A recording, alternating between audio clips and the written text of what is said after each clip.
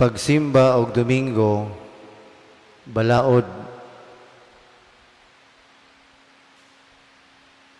mo nang musimba ta, kay mutuuman ta sa sugo sa Dios ug sa atong Ginoo. Apan angay na tamduman nga sa tong pagsimba, di lang nga mutuman ta sa balaod ug sugo sa Dios, kundi musimba ta aron masuod ta sa Ginoo. Muna magampo ta, mangaliya, magpasalamat sa mga grasya. It's not to fulfill Sunday obligation because it's our obligation, but we fulfill the Sunday obligation because we want to be close, to be intimate with God, our Savior. Nahitabo sa itong Ebanghelyo, nireklamo ang mga Pariseo, "Look, they are doing what is forbidden on the Sabbath." Tanawa ra, supak sa itong balaod, kining gibuhat sa imong mga tinunan sa adlaw igpapahulay.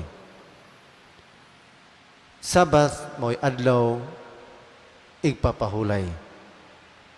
Mga Pariseo nasuko sa mga tinunan ni Kristo nganong wala sila mapahulay the day of rest.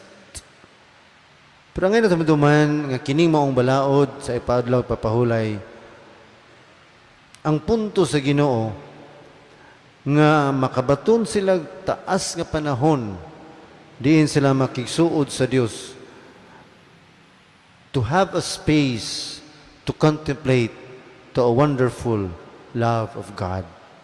Pero kay gihubad man nga usa ka balaod, instead of spending time with God, they thought it is a prohibition not to rest on a Sabbath day.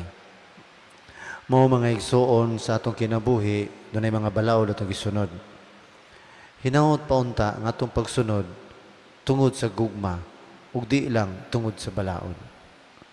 We follow these rules and regulations out of love, not a mere obligation to be followed.